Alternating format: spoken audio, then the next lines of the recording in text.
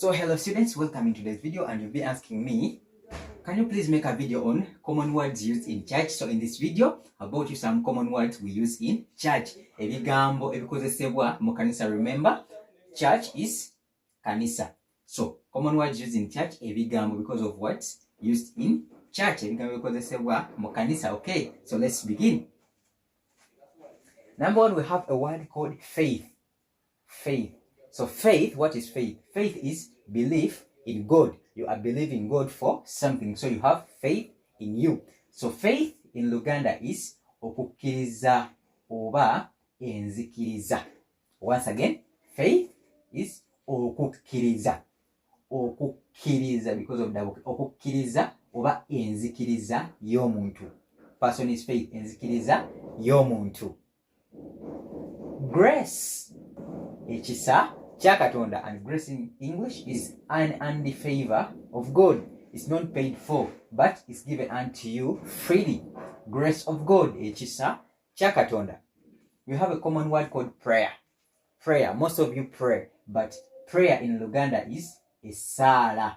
So esala, prayer, you are communicating with God. So prayer is communication with God. The way you communicate to God as you humble down and you do pray for your needs. Oli musala ne Katonda ng'osaba essala okuva eri Katonda. It is prayer in English. Gospel. Gospel. So this is common in Christian faith. Gospel. Gospel is message from God. Message from God. Message from God. For example, the preacher is preaching to you. So you're receiving the message from God. You're receiving the gospel from the preacher. Gospel in Luganda is enjiri.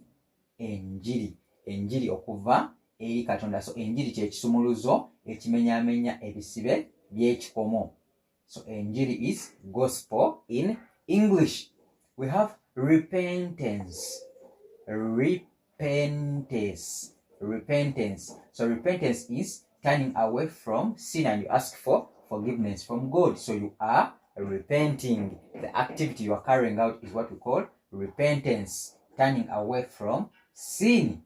Repentance mu Luganda tukiyita okwenenya oba wenenya okuva eri ebibi byokoze. So okwenenya is repentance in English. Let's proceed. We have baptism. Baptism, where you baptized. So baptism is being immersed in water as a symbol for regeneration and admission to Christian culture. Once again, being immersed in water. So they insert you in water such that it symbolizes your regeneration, being given rebirth into the Christian culture. Baptism mu Luganda kituyita okubatizibwa. Okubatizibwa.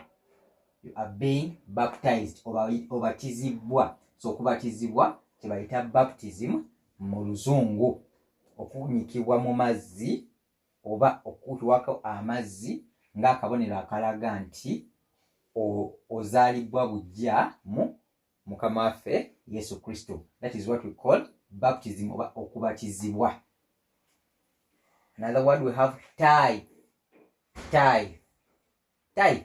So tithe is ekimu ekyekumi mu lulimi Oluganda. Tithe is ekimu ekyekumi. So ogenda nge wande bagamba ekimu ekyekumi baba bategeeza tithe mu Luzungu. So tithe is a tenth of a person's income given in church. So kino ekimu ekyekumi Bible ekyogerako.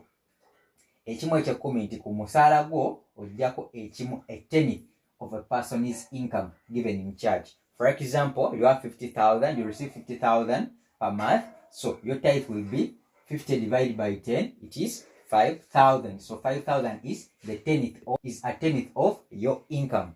So ekimu ekyekumi tithe gye bawaayo mu church ku musaala gwo gw'ofuna kye bayita ekimu ekyekumi oba tithe mu Luzungu. Ndowooza tukategedde bulungi ako.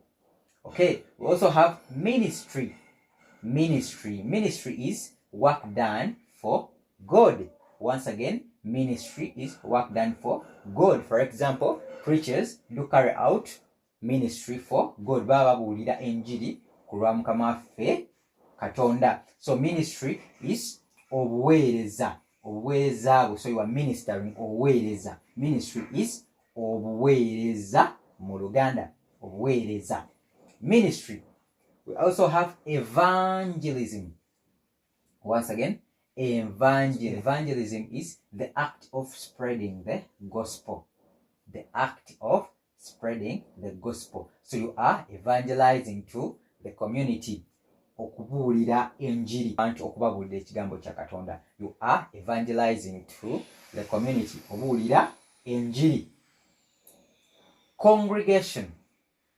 Congregation is people attending the church service. The people who have attended the church service is what we call a congregation. Congregation is abantu ababeera mu kkanisa.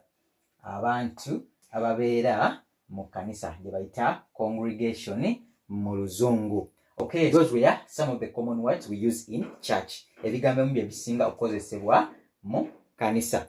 Let's meet up in the next video. Remember, here we learn English and Luganda with ease. Bye bye. Weraba.